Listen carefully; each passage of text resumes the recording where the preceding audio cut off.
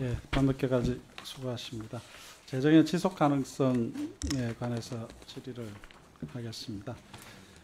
최근에 IMF에서 재정 감시 보고서라는 게 나온 건 아시죠? 네. 언론 보도도 되고 그랬는데 보면은 부채가 높은 국가들은 지출 재조정과 복지제도 개혁을 통해 재정 조정을 우선시해야 하고, 반면에 부채와 세액 부담이 낮은 국가들은 재정적 취약성에 선제적으로 대응하기 위해 과세 기반을 강화해야 된다. 이런 권고 사항도 알고 계시죠? 네. 우리는 어디에 해당이 됩니까? 우리는 후자에 해당이 되지 않겠어요? 네? 부채와 세 부담이 낮은 나라니까. 그렇게 보여지지는 않습니다. 왜요? 네, 저희가 세부담이 낮은 국가로 보여지기는 어렵습니다. 예, 한번 다음 슬라이드를 보시죠. 그러니까 이제 재정 수입을 기준으로 제가 한번 설명을 드릴게요.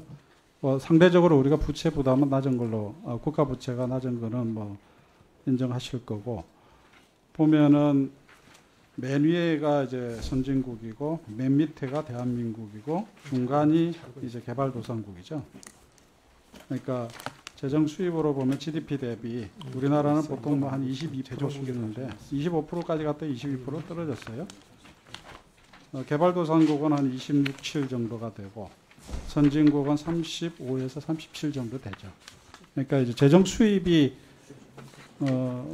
선진국보다는 한 10, 그다음에 이제 개발도상국보다는 뭐 한 5 정도, 5% 정도가 낮은 나라죠.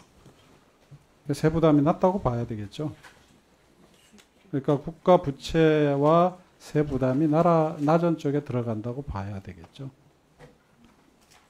부인하시나요? 아까 우리 김태형 위원님께서 또 다른 의견을 말씀하셨지만 저희가 조세 부담률 자체는 하고 그다음에 재정 지출하고 비교해 보면 재정 지출 대비 조세 부담률은 높다고 저는 알고 있습니다. 아니 이게 뭐 표에서 이미 증명이 되잖아요. 네. 자, 그런데 이 중기 재정 계획을 한번 제가 전체를 놓고 몇 년치를 한번 모아봤어요. 그러니까 연도별로 중기 재정 수입이 어떻게 변하는지, 그러니까 예측이 어떻게 변하는지를 봤어요. 예를 들면은 2024년에 대한 예측이, 표를 보면은 이제 회색은 2022년에 예측한 겁니다. 655조, 2023년 예측은 615조, 그 다음에 612조 떨어지죠. 그 다음에 2025년도, 내년도 같은 경우에는 22년에는 685조, 그 다음에 2023년 661조, 그 다음에 651조 이렇게 떨어져요. 매년 갈수록 재정 수입 예측이 줄어들어요. 왜 그런 거죠? 저게 기본적으로 저희가 그 세수 결손 때문에 베이스가 낮아져 가지고 이렇게 되는 것 같습니다. 세수 결손 때문에. 네네. 이거는 재정 수입을 예측한 거죠. 그럼 재정 결손이 날 거라고 예측을 하나요? 아니죠. 그러니까 베이스가 낮아졌다는 거죠, 제 얘기는. 그러니까 재정 수입 전망이 22년, 23년, 24년 올수록 수입 전망이 떨어지는 거예요, 계속. 그러니까 수입 전망이 그래서 왜 떨어지는 걸 한번 제가 설명을 볼게요. 네네. 다음 걸 한번 보시죠. 그래서 이게 세수하고 한번 비교를 해봤어요. 국세 수입도 비슷한 현상을 나타내는 거라 지금. 예를 들면은 2024년도에, 그러니까 올해 국세 수입 전망을 2022년도에 한 거는 418조, 23년도 예상한 거는 167조, 그 다음에 이제 24년 올해는 367조.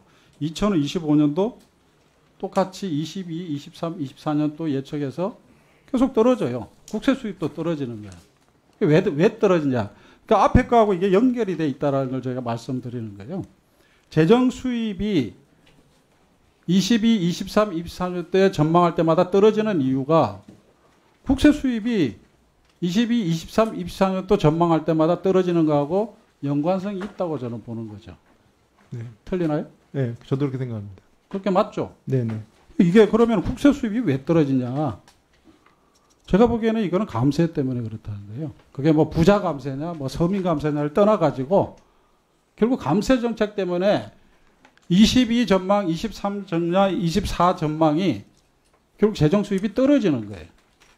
아까 제가 말씀드렸던 IMF가 권고했던 부채 수준이 상대적으로 낮고 그 다음에 담세 수준이 상대적으로 낮은 나라는 결국 세수 기반을 확대해 나가야 되는데 이 정부는 거꾸로 감세를 통해 가지고 세수 기반을 더 무너뜨리고 있다는 것을 이 표가 증명하고 있는 거예요.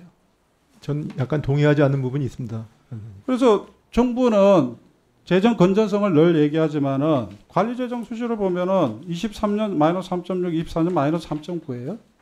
스스로도 지금 재정 건전성을 못 지키고 있는 거예요. 왜냐? 감세 때문에 재정 수입이 더 안 들어오니까 그런 거지.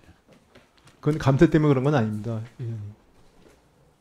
아니 조금 전에 제가 표로 보여줬잖아요. 아니, 인정하셨잖아요. 표로 재정 본 수입이 것이, 줄어드는 네, 이유가 세수가 줄어드는 거하고 연결돼 있다는 거 네, 아까 세수가 인정하셨잖아요. 세수로 주는 그럼 건 세수가 맞는데 왜 줄어들었냐 보면은 그게 감세 때문에 그런 건 아닙니다. 아니요.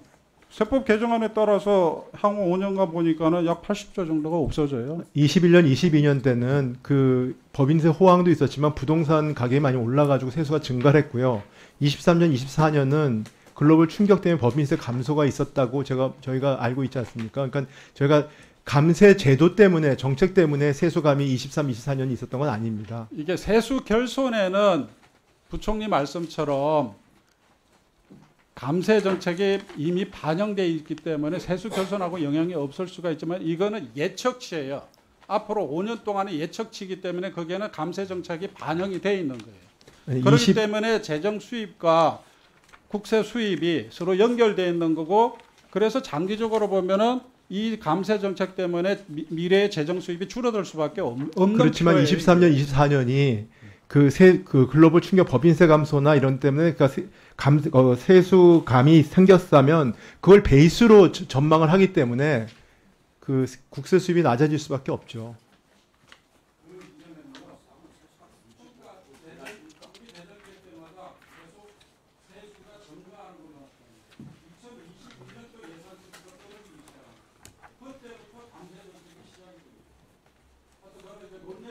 네, 논쟁점이 있습니다. 네.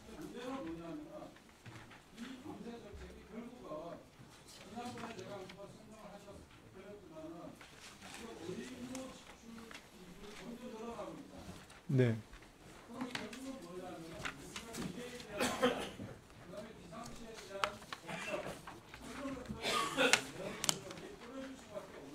네, 그건 동의합니다. 네.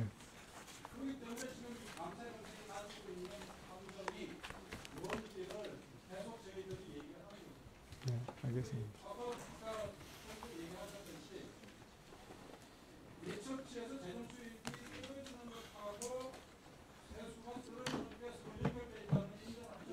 네, 네, 그건 인정했습니다. 네, 네, 그렇습니다.